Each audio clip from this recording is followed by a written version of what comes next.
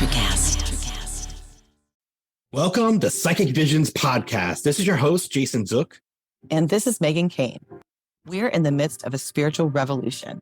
Our mission is to share and explore mysteries of the paranormal universe with our guests and you, our listeners, as we discuss healing, spirituality, life after death, and more. Psychic Visions Podcast, more than meets the eye. Hi, welcome back to Psychic Visions. I'm your host, Megan Kane. And Jason Zook. And we are so happy to have you back. We are so excited because today we have one of our friends. I think everybody who's listening to this show, all of our audience is going to know the name or know the work he's done, because this is, cult classic for people in their 20s, people in their 30s. We've got an amazing person here with us today. And Jason, are you so excited? Are you 100%.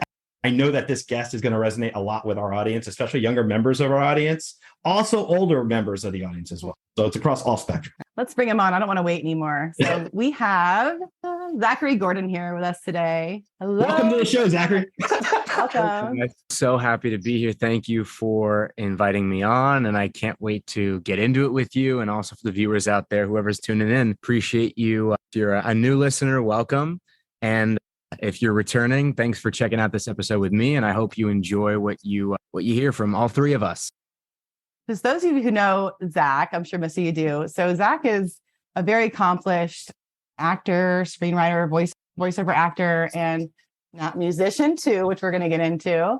I think a lot of people know you from the Diary of a Wimpy Kid series.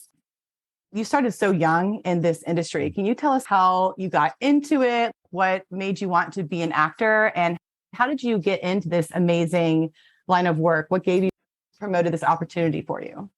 Sure. So as I always say, I did a lot of press tours as a kid. So frankly, I can give you the long, detailed, all over the place story, or just the press answer, which I feel like is ingrained in me at this point, with a lot more that I'm willing to share these days now that I think graduated from prepubescent to now grown. So that being said, when I was about 4 or 5, I would walk in the grocery store with my mom. People would come up to us and say, wow, your kid's so precocious. He's so entertaining. You should stick him in a commercial, stick him in a movie. And my mom was always against that. I think she wanted to protect me. I have 2 older brothers who are, I like to think, pretty sane as well, if I can call myself sane. Being said, I never forgot that.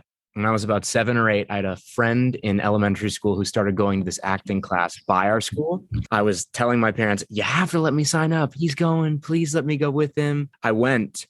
Apparently, I wasn't a big fan of it. Apparently, I wanted my dad to pick me up halfway through it, and I made a big scene about it. I guess it was a little more homework than I wanted. And at that age, homework was scary, still is scary to me. The teacher there, ironically, submitted a headshot of me. And the way it works in my industry is the film industry, film and television, is you have an agent, you have a manager. Casting directors will send out a breakdown. It's called a description of a character they are reading for a movie. So let's say Matt Damon, Ben Affleck, they're making a new film and they need a young 20s dude who likes to wear pink and I don't know, maybe he smells a lot, right? So agents, managers will look at their client roster and go, okay, who's our young 20s dudes who can read for this role, who would be right for this. So whatever the breakdown was for that particular role, my acting teacher at the time, I took 1 or 2 classes, whatever it was, right? She sent in a photo of me. The role must have fit my description, called up my folks, and she was like, he's got an audition. They're like, what's an audition? Wow. I remember I rehearsed a bunch of jokes to say when I went in the room, which I would never do these days. Something about a blind man in a grocery store buying oranges. I don't know. But I must have had, again, this quality where I was fearless, trying to capture that as the world tries to take that away from me as I get older. I had this confidence. I had this youthful charm, whatever it may be. Thank God for that. Thank God for my parents and my surroundings. And they liked me so much. I actually didn't end up getting the role, but they wrote a part in the movie for me, which, by the way, guys, for viewers out there listening, that does not happen. It doesn't happen. It's just a testament to the fact that someone was looking out for me. Someone knew that this was a part of my destiny and it was supposed to happen. I left the class. I don't know what I was thinking. Maybe I just wanted attention. And then the homework part scared me. Remember, it's hard to remember that far back. But yeah, I was a 7 or 8 year old little peanut. And and that opportunity manifested itself. That unfortunately, that role ended up getting cut out of the film. So I got a taste of how the business works. Through there, I was able to get meetings with agents, managers. So it was a huge blessing. And looking back in hindsight, it's just a clear sign that I was meant to do this. And you got your shoe in the door. And then from there, you made your way. And that's so cool because I do feel like people that are just meant to be entertainers, there's people that have this charisma, and you see it, like you guys know, you see it in different kids sometimes, and you just see people who, like, you could tell they're so well into it. They're so good, and they're so good at their job. It's so believable. Like, you are an amazing actor, and it's because you just were so natural with being able to perform and have that fun personality. And I think that's so awesome that was recognized and those opportunities were presented to you. So you took it and ran with it. That's so cool. I love that. So from there, you got auditions, and then where did it go from there? Obviously, auditioned quite a bit. Okay. Worked on some voiceover projects, cool gigs here and there. And I think it's a nice segue to obviously the work that people know me from, or at least recognize me from most, would be the Diary of a Wimpy Kid franchise. So that was another one of those things, not to jump the gun and talk about manifestation, but yes. You're speaking our language. Yeah, we love it. That's why I brought it up. That's why we're here. Outside of that happening, the acting class, I'm catching the bug, so to speak, of wanting to be an entertainer and actor, which, by the way, when I was even a younger peanut, 2 or 3, I would dance in front of the TV to like music videos of insert artist here, Michael Jackson, it's just something that like you were saying, you see it, you feel it. And again, thank God I had parents that let me. Supported you. Yeah. And they believed in you. For sure. It's invaluable. That being said, going back to what I was saying, I had an audition for the Wimpy Kid film franchise. And a couple months before that, I had just started reading the books. I remember I saw a classmate of mine in school reading them. And the great thing about that book series is I can speak for myself and maybe a couple of my friends at the time. Reading is hard when you're a young kid. You don't want to read. It feels like a chore. It's hard to find the excitement in that. And Wimpy Kid was the book that really allowed me to fall into reading. I think it's been that book for a lot of kids who were that young still to this day. Ironically, I wanted to make a movie about the film before I got the audition. So that's amazing. Wow. That gave me chills. So you pretty much saw that coming. I think that was an intuitive moment for you. I think you in the end manifesting, but also I think manifesting sometimes goes hand in hand with destiny. Like, you are knowing there's a calling, there's a pull, there's a feeling, you start manifesting it, but it's already. I'll tell you, it gets crazier. I got the audition 4 months later. So I was bummed that I couldn't make the film myself as a 10-year-old. But I remember I had a couple of auditions. I sat at my kitchen table. It was 3 days before my birthday. I drew a picture of the front cover of the book series. The author of the books made a movie diary, it's called, where they actually made a book about the filming process. So any of the viewers out there curious about it, there's a whole book. There's 3 of them about how we made all the films. It's really remarkable. Cool. This picture is in that book. I drew the cover of the first Wimpy Kid book at that kitchen table 3 days before my birthday. I said, my birthday wish is to be the Wimpy Kid, and I sent it to my agent. Now, that being said, there's a whole mix of why this is crazy. So I'll cut to the chase. It was a 9-month audition process. So if I got that audition, let's just say January to make it easy. It wasn't until 9 months later I got the role. Fast forward 4.5 months in, there was a point where they had cast someone else. I wasn't even the job. I didn't even get the job. Someone else was a better fit because I was up for a TV show and I had a better chance at that. And then the TV show didn't end up working out. And then the person who was originally cast wasn't part of the project anymore in Wimpy Kid. And then they called me back and wanted me to read again. And then I got a movie where I had to shave my head and play a kid with cancer. And they said, you can't read for this unless you can't shave your head. So I passed on that movie. And I'll tell you what, it's just crazy to think someone else was cast. All throughout this process, even when I wasn't even a part of the project anymore, I still slept with the books under my pillows. And when that audition came at the end, I remember normally today I'd be pretty nervous, or at least I'd over prepare so I wouldn't be nervous. But you can imagine being in a waiting room or wherever we did that screen test, the final audition. I was around a bunch of other young kids, and it can be competitive. You can be nervous knowing that it's you against these 3, et cetera. Right.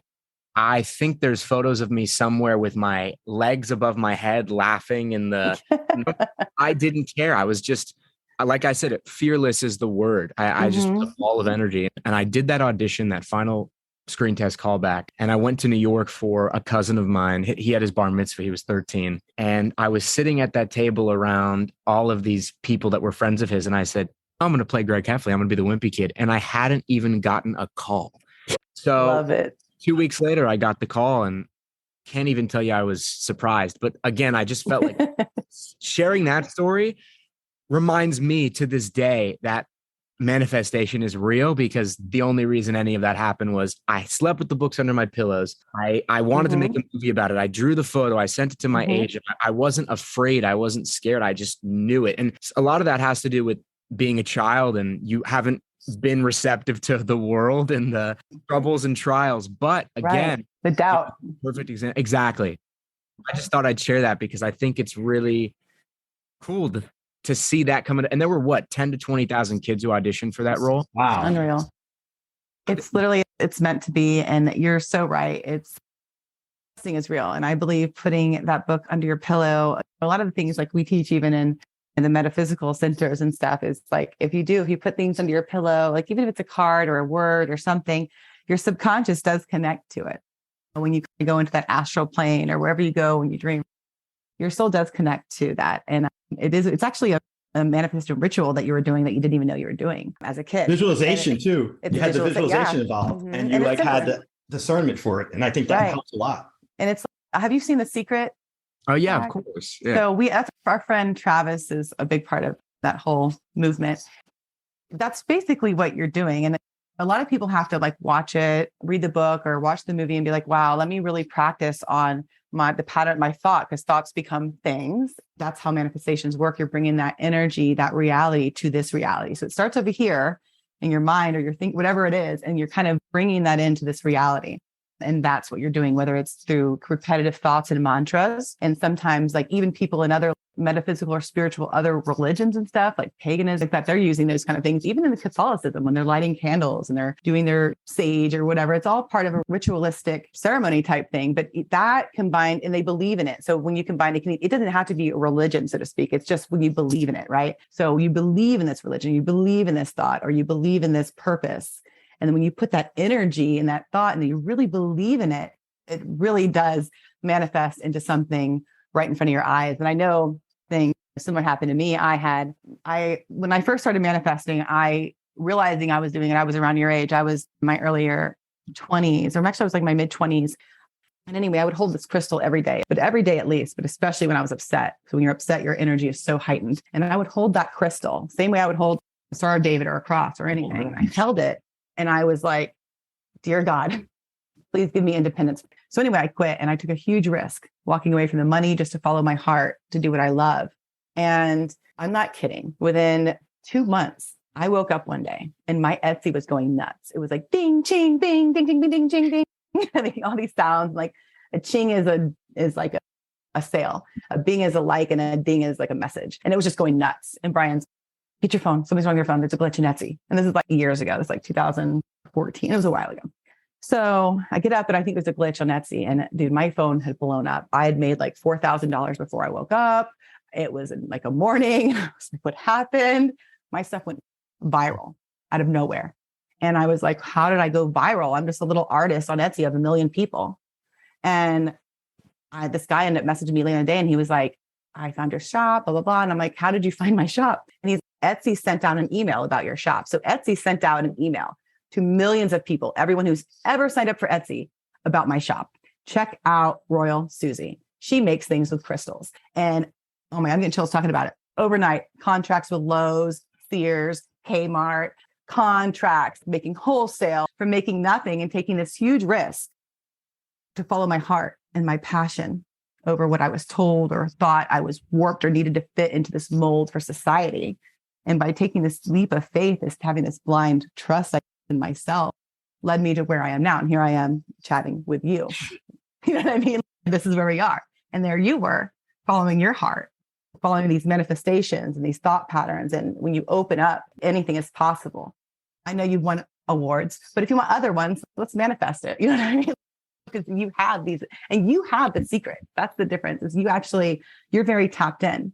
And what's so cool is like there are a lot of people in our age, like 20s and 30s, that are tuning in a lot more sooner than people normally tune in. People tune in usually when they have something traumatic happen, like a near-death experience. They're going to die or they're diagnosed with something. And then they're like, oh my God, I need to connect. But for us, it's happening on a different level where you can actually use it to make your life better rather than try to be like, oh God, let me save it at the end. For sure. I have to ask you this, because in light of everything that you've talked about today, when it comes to spirituality and manifesting and the things that you're alluding to today, if you could share with our audience, what's been one of the most significant spiritual experiences you've had? Ooh, man. I think outside of realizing that I was manifesting at a young age, yeah, I'll tell you something. It's not a particular instance. It's just recognizing that there's something much bigger going on, especially not just me as an individual, but just all around us. Every time I've gone through something, I would say hard, difficult in my life, whether that's more often than not, it's the end of a relationship. I've been in a few relationships in my lifetime. They've been very painful when you lose those people, when those people leave your lives, so to speak, that friendship, that bond, that connection. And every single time, I'm not even kidding, every single time, and work in my industry isn't what I would call consistent, whether it's music, whether it's acting, Right. but at most of the time it's been acting. Every single time a role has popped up, something where I am supposed to channel everything that I'm feeling. I have been able, if I have chosen to see it, to channel all of that emotion into something. And I think it wasn't until maybe a couple of years ago I realized this, like every single time, even things that were very painful in my life outside of relationships. It's just that the relationships were the catalyst to make me realize that there was always something there. And it was like, hey, here's something painful happening. Now go do what you're supposed to do, which is, for whatever reason, I have to channel whatever I'm feeling into the work that I'm doing. If that's a role, if that's a song, I just have to. And if I'm not doing it, I don't feel good about myself, which is just something that I'm learning about myself.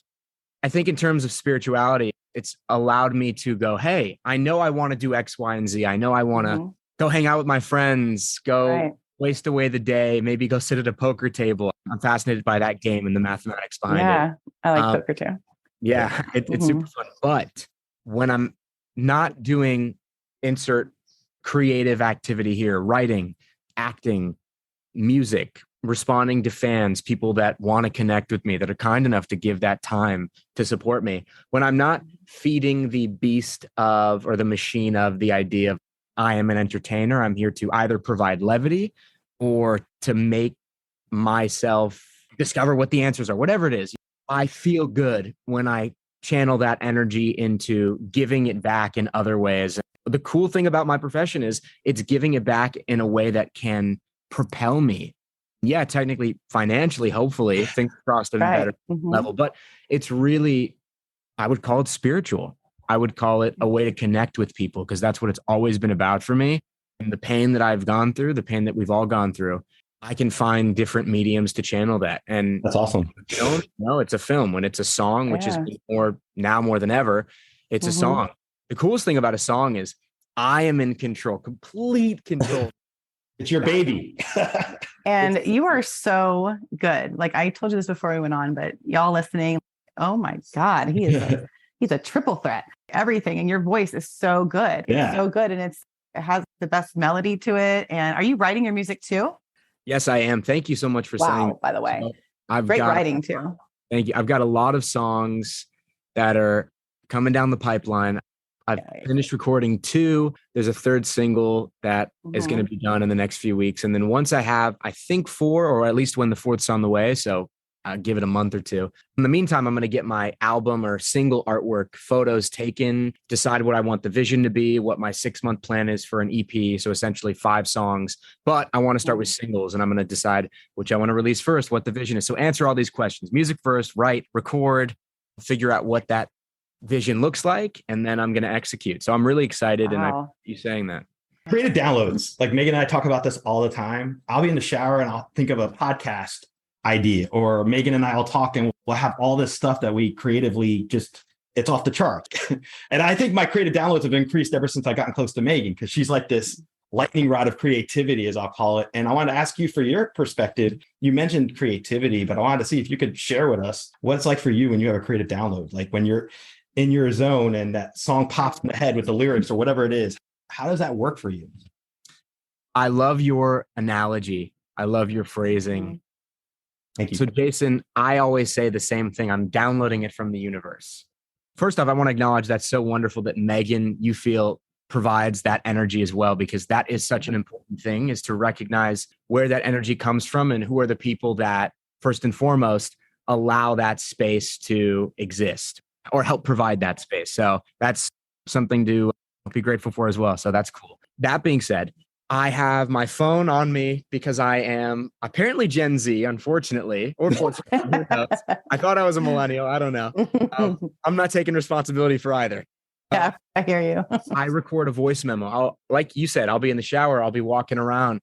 I wake up in the middle of the night and I want to go back to sleep, but I get a melody and I just put it down. And a lot of the time they're cool. A lot of the time there's something there and I have to chip away at it. But when it comes specifically to the downloading, if I have a melody, for example, chords, let's just say I'm playing a piano, let's just say I'm playing a guitar, let's just say I'm working with a producer or a writer, and they start playing a certain melody or a chord structure, I can probably, from my acting training for the last however many 17, 18 years, I'm good at things being different every time. So if someone gives me something that I can connect to emotionally, I have to connect to those chords or whatever that melody is. I can write 10, 20 different songs to it. I'd fill in lyrics over time, obviously, a day, 2 days, depending on if the idea really captivates me. But it's one of those things where that doesn't mean all the ideas are great. It's just when people, like Megan does for you, in my sense, when someone plays a cool guitar riff and I go, and I just start singing or whatever. And then I go, oh, tell me what, like I just sing a melody and then I add lyrics. And then where do the lyrics come from? I'm downloading it from the universe. I want to honor that.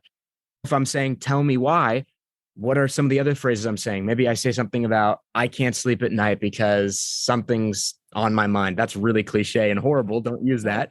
But it's so true. You can have that lyric, whoever's listening. Right. And then I go, okay, that's what the universe told me I'm supposed to be writing about. That's the melody that came. Let's try and craft a song around this. So who am I talking about? What am I feeling like today? Who am I thinking about? Maybe a friend, maybe a parent. Maybe I'm angry because somebody cut me off on the freeway and I just want to tell them, I'm not going to yell at you, but if I could, tell me why you, whatever. And then where does the song lead me? What do I believe in? So I know I got a little analytical in some ways, but most of the time it's just downloading it and then letting whatever manifests. That's powerful. I love you explaining that, because we've been talking about that since we've worked on the show together, and just in general, how the value of creative energies, and it's an expression of that, for you to be able to take and channel any emotions or any kind of experiences. I think it's so poignant for our audience to understand that, because if they could do that as well. Like Megan's has so many talents. Like you have 3 hats you wear so far. She wears like 10. And I love like her artistic ability and talent and creativity. So that's why I think that's all part of spirituality in a way that people should really know resonates strongly. Let me ask both of you, actually, you, Jason, and you, Megan, when you have those creative downloads, how do you give into them? How do you document them? And how do you act on them? Voice record on my phone. And then I'll call Megan and say, oh my God, I have an idea. What do you think of this? Or she'll send me a text message we share with each other and communicate and talk about our downloads to each other. And it's hard sometimes, because you said like you're in the shower, you're driving your car. It's like with the iPhone or our phone and smartphone, it's easy, but that's just how we do it, is like we'll share our ideas and build upon it with each other. And I get them a lot of times when I'm doing mindless things, like when I'm driving, because I'm a very active person. I can meditate and sit quietly and meditate. But I do a lot of meditating when I'm hiking quietly. Like I like to hike, and sometimes I don't have to talk with whoever I'm hiking with, when I'm going on long drives. And sometimes when I'm on the computer just reading things at night and I get in a zone, that's a lot of times when I start having either downloads or I'll even hear things, but it comes in thought. I'll get messages, you need to go to bed, drink more water, or whatever it is. But sometimes it's really profound things I should be doing. Even when I met my husband, Brian, I had a dream about him. I was with somebody else and I had a dream that I cheated on my ex-boyfriend with this Middle Eastern man at the bar. And I woke up and I'm like, why did I have that dream? I don't cheat. I don't have dreams like that. I forgot about the dream. And then 2 weeks later, I'm walking in my house and I hear like someone screamed at me and there was nobody around, like in my ear though. It was like right here. And it said, you're supposed to be with someone dark. And when I got that, I saw the image of the dream I had where I was with this guy with dark hair and dark eyes. The guy was at the time was like blonde and blue eyed. And I remembered and I was like, oh my gosh, that's who I'm supposed to be with. And then we broke up.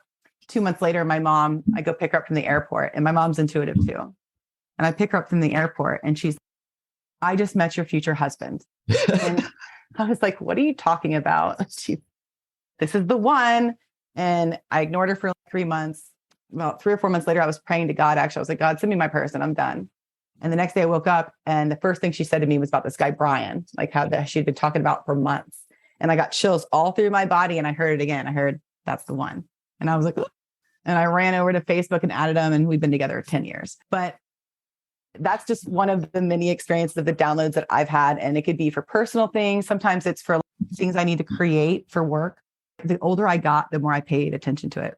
But you're way more advanced than even I think Jason and I were at your age, because there's a lot more acceptance now and it's not as taboo. And there's a lot of things you can research on the internet now. And we didn't really have that when we were going through our spiritual awakenings. But to add on to more what you guys were talking about, I just want to say that there's a show. It's called Celebrity Ghost Stories. And it was a show that came on where all these celebrities like yourself, they would come on and say, when I was little, there was a woman at the end of my bed, or I was at this hotel and this guy lifted my sheets, or whatever it was.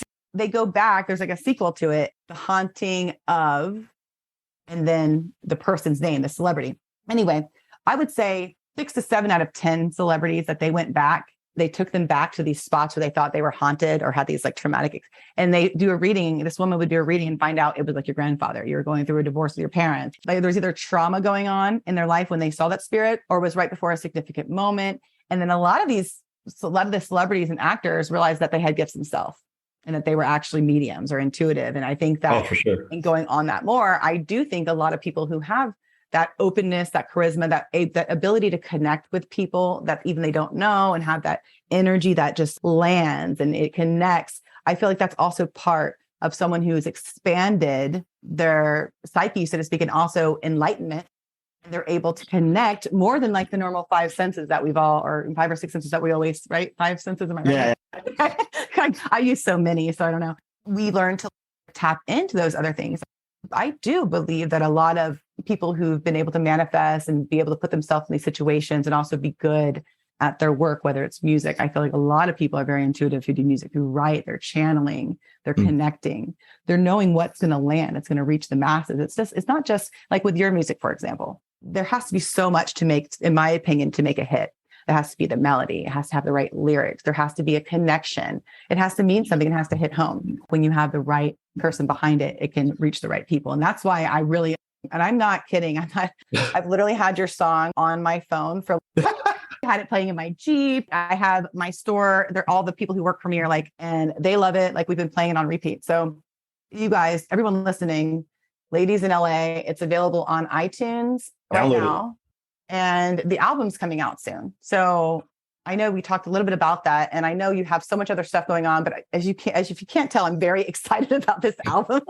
I'm just so excited. I want to be at your concert. We're going to be like following you around. Appreciate that. Hey, especially starting off as a musician, it took me a while to start releasing music because I respect people that are willing to put themselves out there, especially in that regard. As an actor, I show up, I read someone else's lines, I'm playing someone else, and everyone tells me what to do in music. I'm usually the writer, or at least collaborating with someone. I'm coming up with the melodies, I'm marketing it, I'm putting my stamp, my name, my everything on it. So there's a lot more to it. And I have a lot of respect for musicians and artists. Ooh. And now moving forward, it's one of those things where I've taken so much time because I want it to be the best it can be, not just for the people listening, but for myself, because I know how much work it takes. And I don't want to be the guy that is an actor, has people that will potentially and hopefully listen, but is taking that for granted. And that's the last thing I want to do.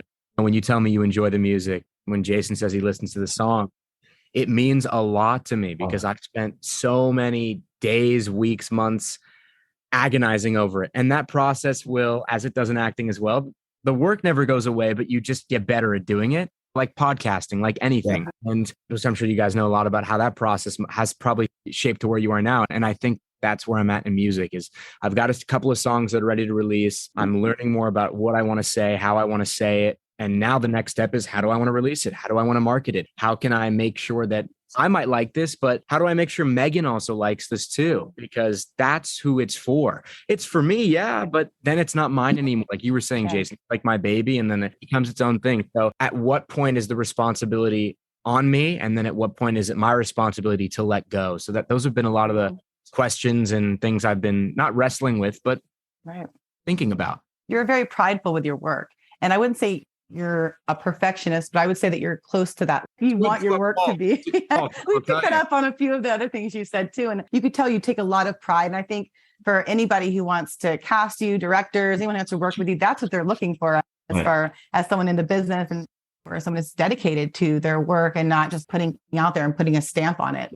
You're making sure it's quality because you've only put out quality. Everything that you've worked on, and I have it all in front of me, which guys, we haven't even touched the surface of the stuff that Zach has done in his career. It's very deep. There's a lot of things that you've done. You've had a lot of accomplishments. And I think it's pretty amazing that, like you said, you had the courage to do a crossover, to do not just acting, but take that courage and say, you know what, I'm going to put my voice out there. I want people to hear it. I want to be able to express myself and write meaningful, like what I feel like is meaningful lyrics. And I love ladies in LA. I do.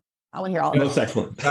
It's, I'm telling you, just wait. What I'm working on now and what I've been writing, it couldn't be more me. It came from deep, dark places. It came from painful moments. Like I said, thing that you hear me sing moving forward has been something I have agonized over. And if it's me and an acoustic guitar on my voice, no, I've spent months deciding if I should do a produced version or what we would call a stripped down version of music. Just know that like, I'm capturing the pure essence of the day of something horrible happened to me. And I've spent weeks and months making sure every word that I say is exactly what I was feeling in that moment. And a lot of that is going back to what I wrote in that moment after rewriting it 5 times.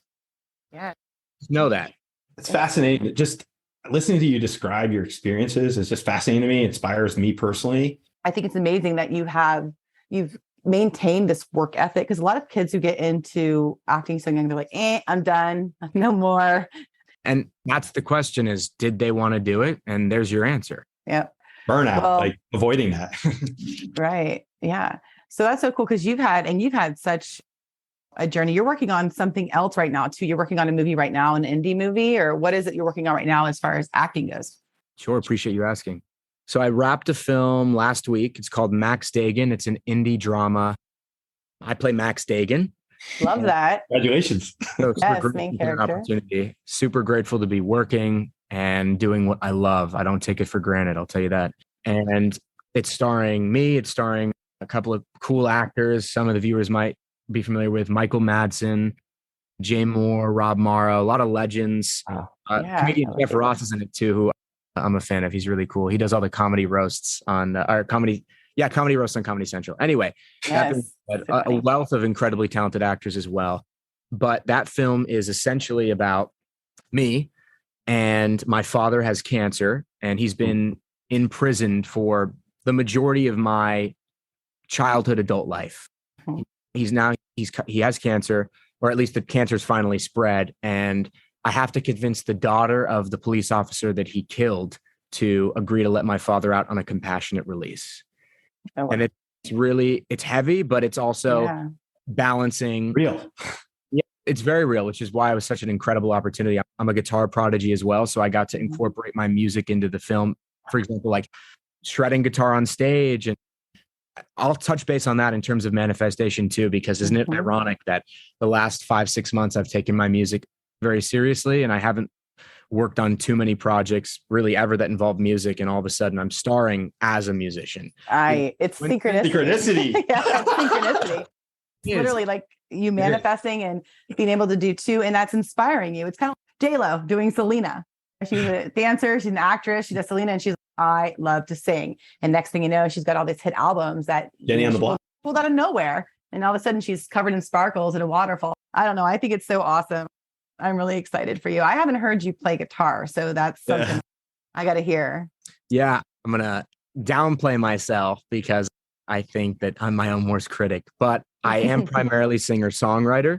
I can shred, I'll tell you that. When I told you I've put in the work for the last however many years, 4 or 5 years, It's because I don't want to be on stage and people call it a spade and I can't play this or that or can't do that. So I think at a level where I wouldn't consider myself a prodigy like the role I played, but thank God I put in the time to get to a place where I could attempt and really learn a lot of the pieces that they wanted me to play in the film. So keep your head down, keep grinding, and stay positive. Be great. I love that. I have to say one thing. As Megan and I are talking to you, I'll pick up things sometimes, like a psychic vision, it'll call it. But I feel like you're going to add a couple other titles to what you do, like producer. I can see you producing something with a comedy or something that'll be like satire. And I can tell you, like, when Megan and I pick up on these things, we love to share them. Yeah, I see that. I see that too. You've already had an amazing career, but I just see it taking off even more from here. Like reaching, like you're the generation that's always followed you from before. They're older now and they're ready for more.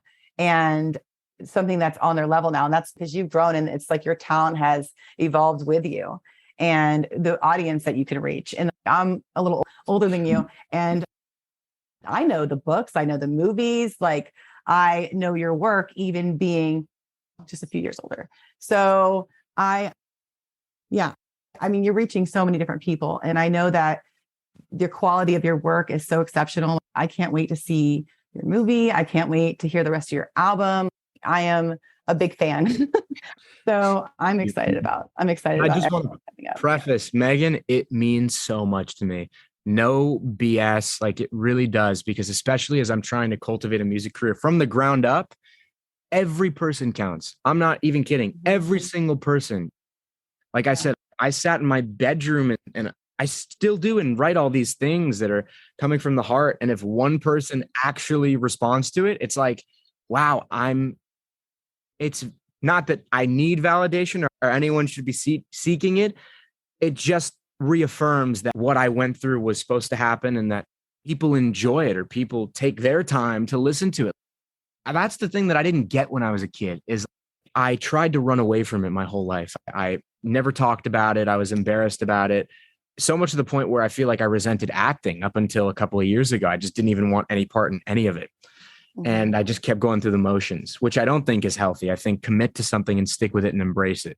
So it's only recently that through social media and TikTok, I answer like all the comments on my posts, 3 hours when I put up something to answer everyone one by one. And I know who all the people that come back are. I know because I know time is valuable. Okay. Yes. And we all can choose to spend our time wisely and spend it on other people, investing in other people or doing what we love. And it means a lot to me because it's like someone spending their life validating the choices that I'm doubting all the time. So it's just like you saying that. I know I went off on a tangent, but that's how much it means to me, Megan. And you telling me you shared it with other people makes me go, wow, that's 2 more people, 3 more people. Until I have more music, maybe I'll get to meet them and talk with them and hear about what they liked about the song. Maybe it helped them in some way. Wow. And it's not like someone else's writing, it's mine. And that's just what I love about this industry as I've gotten older is acting, music, whatever. I just want to connect with people. And that allows me to do that on a deeper level. Like I said, something bigger is going on here. And I like and I'm attracted to the ideas and values for whatever reason, a certain way to live, a certain way to manifest, a certain way to think and practice and meditate. And I'm not questioning it. And I'm just trying to follow rather than go, why is it? I'm just doing it because that'll eventually reveal itself like it did for both of you. Your music is going to heal people. I agree. A lot. And you could tell the song it's very catchy. It's very good because you have such a nice voice. A friend of mine, his name is James, the rapper. And this was specifically one of those moments where he's always like, hey, you've been singing for how long and you haven't put anything out? Hey, Mr. Perfectionist, let's just go for it. Okay. I'm working on this song. Here's how I want you to sing it. Here's how I want you to sound. I'm like, let me do a little bit of my stuff. You did your stuff. He wrote this great piece. I colored a few elements. I don't even want to take away from him. That whole concept idea was him. And I just went on and did what I'm good at, which is changing a few of the lyrics to make sure that I can feel like it's me talking. Right. And most importantly, using that, whatever you want to say, downloading it from God, the universe, the melody, the way I want to sing, the way I'm feeling. How can I relate to this? So that song is huge for me in a lot of ways. One, it's the jump start of me going, okay, can't be afraid anymore.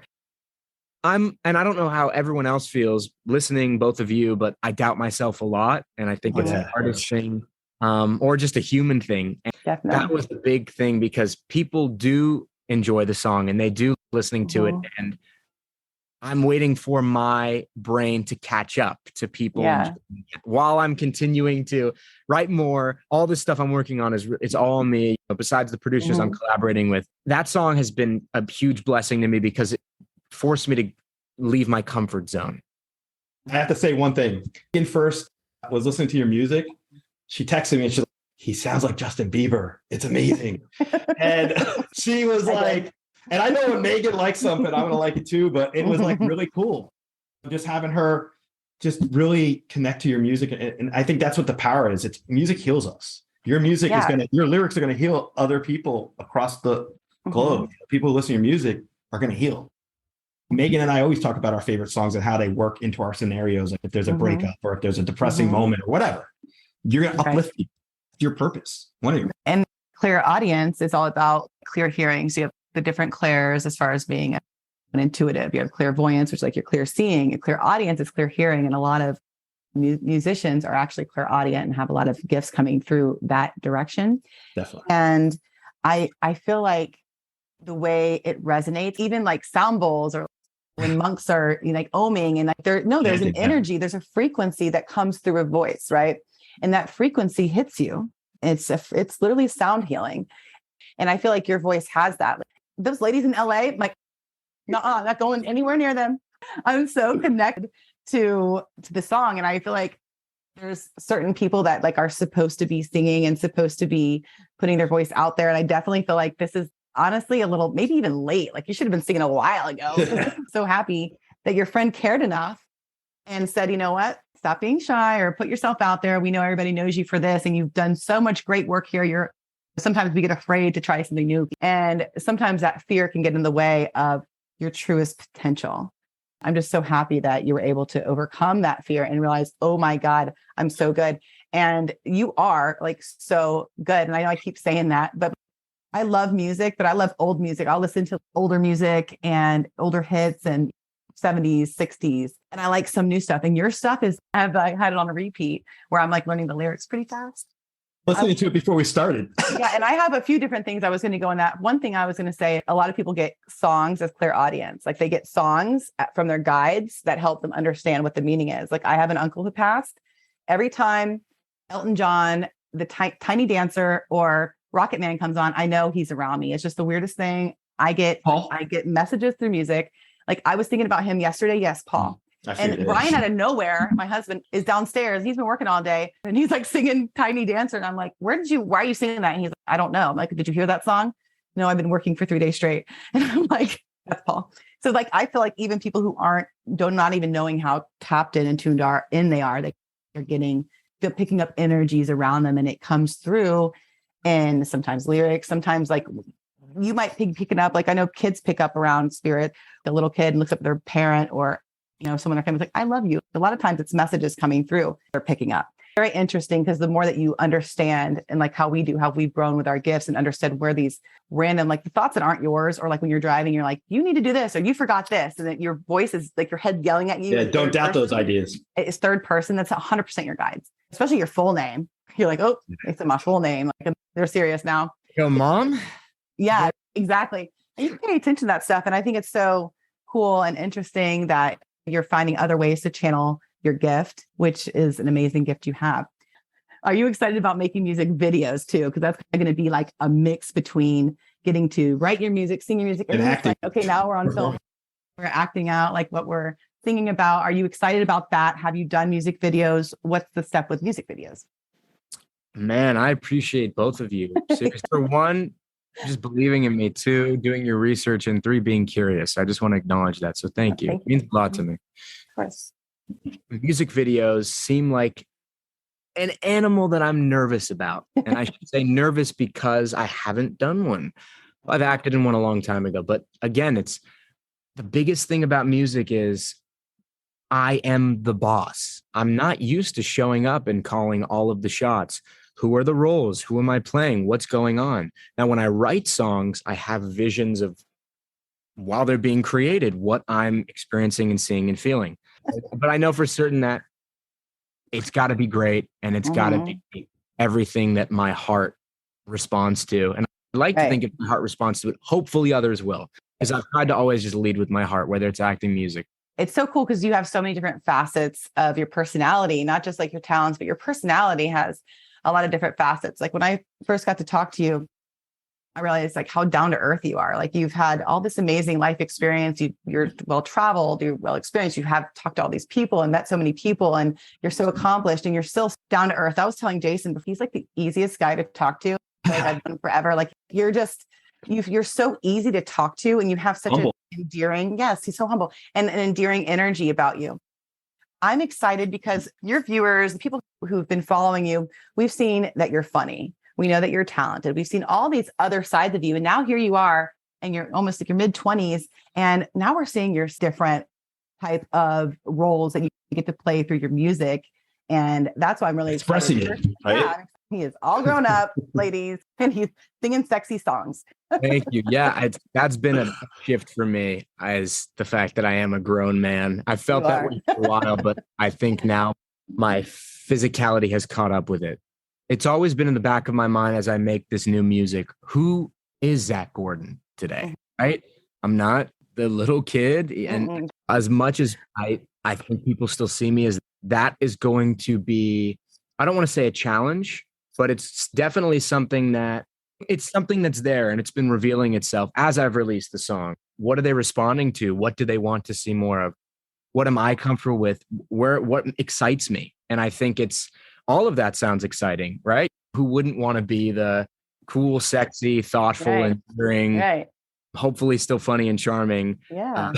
You got it all, baby. Yeah. I think it's figuring out what aspects I want to lean into tastefully, and more importantly, leading with my heart. Wait till you hear my other music, because some of it's going to make you cry. Some of it's going to make you scratch your head. And maybe some of it is going to make you want to see me dancing. I think you're doing a great job. And I think you had a really a nice transition too, because a lot of people who have these childhood careers, it's hard for them to transition and have that same following from like adults and not be seen as this little kid anymore. It's it's hard for some of the actresses and actors to evolve. And like you said, you're so mindful of the people who are listening and watching. And I think that's what's so great about this. So I think people listening to your music are going to know, yes, it's coming from a place in your heart, and you're finding that healthy balance of what makes you happy that fits for like your path. And I just think it's really cool that you've been able to transition, because even looking, if you go and you look at your Instagram and other social media, you can see where you've just grown so much, obviously as a person and physically, from going from this really funny, cute, adorable little kid. You've grown into this very handsome, articulate, talented man. And I think it's just so cool to see where you've grown and where you're going. And I'm really happy that you're one of the people that is an influencer, because you have your head on your shoulders. Absolutely. And I've enjoyed so much just getting to know you. This has been awesome, Megan. I'm just saying, your vulnerability and your relatability and your ability you're so real. You're just one of the most real people. We appreciate it. We love everybody who's come on the show, but I don't know, I'm just so impressed with you. And I'm so thrilled we got to have you on, and that our guests were able to learn more about you. And there's so much depth to you. And I just can't wait to see all the projects that you work on, because I think anybody would be so lucky to be able to work with you. You've got it all going on. You do. You're so talented and humble. And like I said, I can't say enough nice things about you. You deserve it. You deserve 100%. You deserve to be that Wimpy Kid. You deserve to speak it into existence before you even got the part. You deserve all the work that you've gotten from your voiceovers to even doing cameos like on How I Met Your Mother and other things like this. You've had these amazing, that's how Jason actually loved that show, by the way. You are a role model. No matter what you do, you are a role model. You're a role model to me.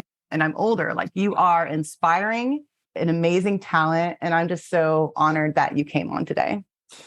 Wow. I begin. Thank you. Really, I'm grateful to have the opportunity to even talk about these things. And you guys provide that value, not just to your viewers, but to me as well. I appreciate that tremendously.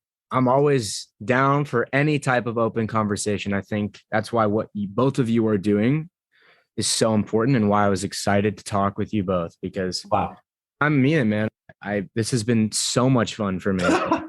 It's because I think, if I can even say this, I think the world needs more. We need more depth. We need more honesty and authenticity, and people like yourselves that are willing to, I don't know. I don't care if people say certain things are taboo or things not out of the ordinary.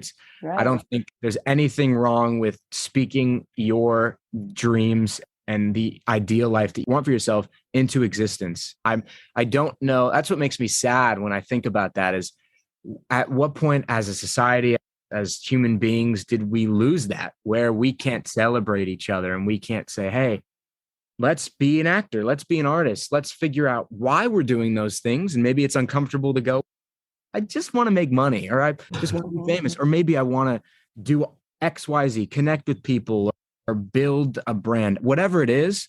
I think first and foremost, it all comes back to, again, hand it full circle, what you guys are offering, which is a place to explore those thoughts, ideas, and ask those questions in an honest and safe environment. And I think that's invaluable. And I'm always a supporter of any artistic endeavor that involves everything we've talked about. I hope I did that justice. I rambled a bit. My head is trying to grasp. I'm trying to download. So thank you both. Thank you. Thank you. Very well said. As always.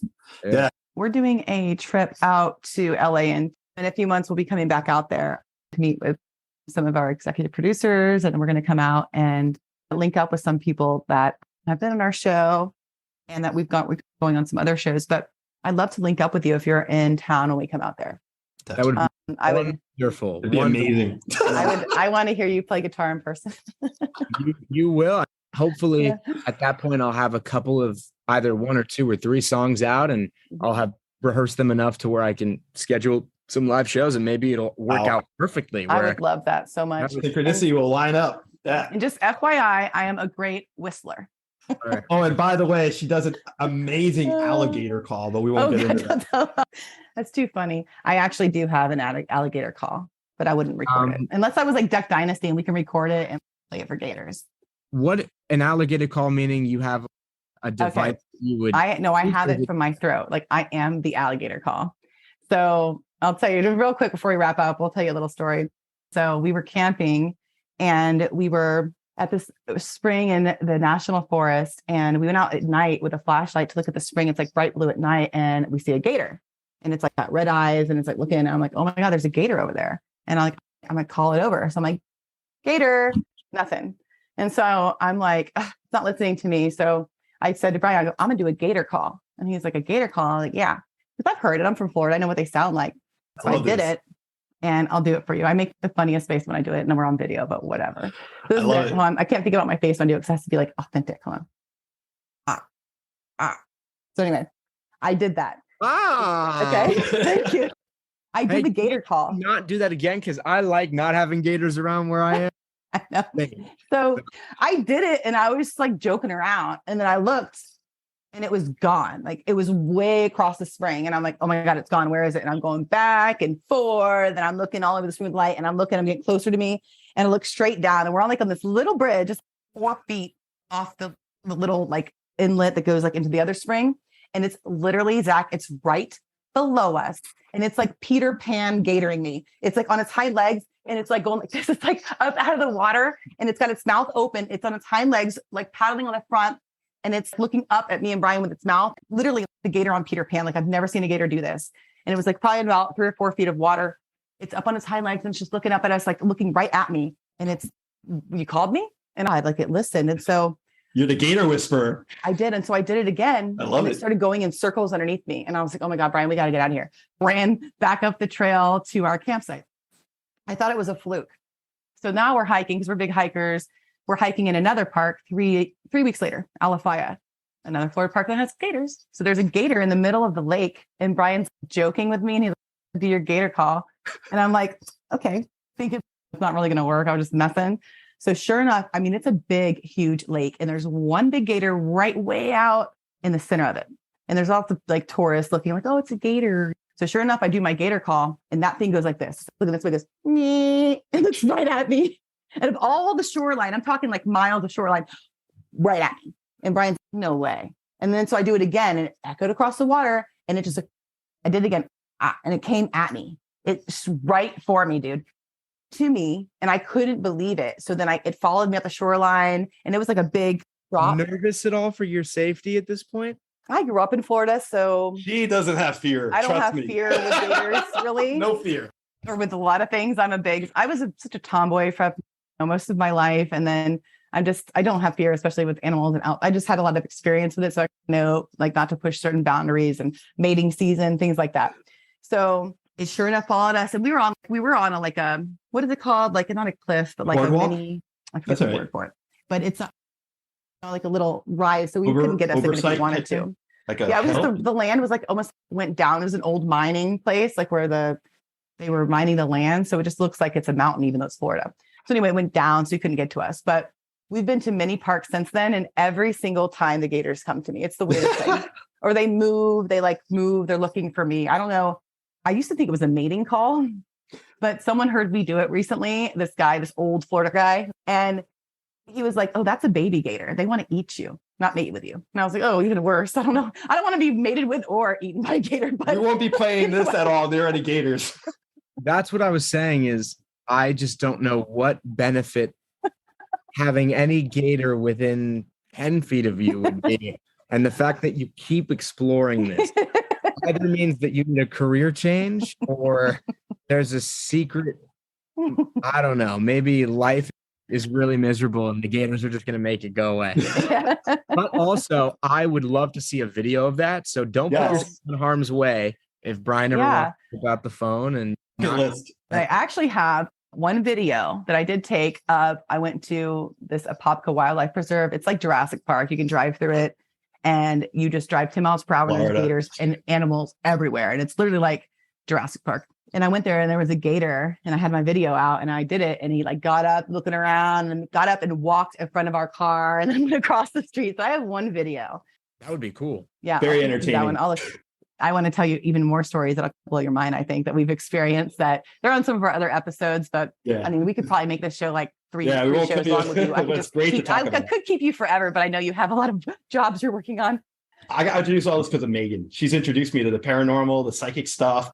I'm just saying how influential she can be in a positive way. It's great. Just learning about stuff from her and just having this opportunity has been great. We really appreciate it. Yeah. Like I said, I meant what I said. Thank you. So thank you for the opportunity. It was a blast. So fun to hear about your stories and such great questions. Thank you. And, I hope Megan's still around and not even. She will be. I'd be worried about the gator. That's what I'm saying. I do it from a safe distance, like a car or like a bridge or like a, if Brian's around, just put him to that's how you put Brian to the test is you say, hey, he's afraid more than Megan is. Megan's the one that's prove yourself. I could see Brian punching out a couple of gators. I think he could take. Oh yeah, he could take a gator. But thank you so much. I appreciate Thank you guys. We appreciate it. Thanks for your time as well. And I look forward to next time. Thank you. And so for all of our listeners, don't forget, you can follow Zach on Instagram, Zachary Gordon, and you can download his music on iTunes. It's Ladies in LA. Definitely give that a listen because I promise you will love it. And definitely write us, message us, let us know what you think about today's podcast and also about Zach and his music. Let us know what you think because we know you're going to love it. And his new movie coming out and anywhere else that you want that our audience might be able to find you. TikTok. Sure. You're huge on TikTok. Yeah, TikTok. It's I think it's Zach Gordon Official. I should know that. I think that's what it is. But is Instagram, Twitter, etc. One thing I want to say to all the viewers out there is I treat it as it's not. It doesn't feel like work, but I take it seriously to answer people that reach out to me and take the time to listen to my music. And if I don't answer you, just know that I'm also human and I'm trying to get through all the responses. Yeah. Bother me a bit. Send a comment, send a message. And you can check out my music. It would mean the absolute world to me if you listen to the music that I'm going to release. You follow me on my journey. You don't even need to follow me. Just take a listen, shoot me a message. All of that would be appreciated. Just your time means a lot to me. Hope to hear from you, whoever's listening. Hope you resonated with any of the things Jason or Megan or I said, and look forward to hopefully chatting with you soon and maybe see you at a gig when I'm performing in your area coming soon, right? Absolutely. Yes, I can't wait. I'll be in the front row. For all the fans of the podcast, I will have a live show, and Jason and Megan will be there in the front row. Yes. So if you can, you'll be able to meet all three of us at the same time. Awesome. So thanks so much for coming on. It was such a pleasure. And we will definitely be seeing and talking to you soon. Absolutely. Thank you. Thank you for listening. Don't forget to follow Psychic Visions Podcast on Instagram. Psychic Visions Podcast is a production of Electricast Media. Our executive producers are Mark Netter and Peter Rafelson. If you like our show and enjoy what you hear, please subscribe and give us a rating wherever you enjoy podcasts. And always remember, harness your inner power.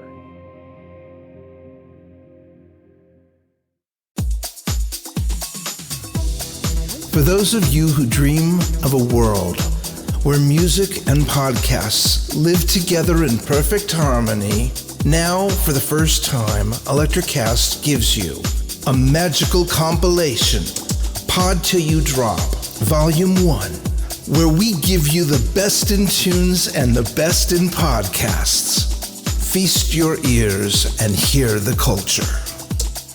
Available now wherever you listen to music.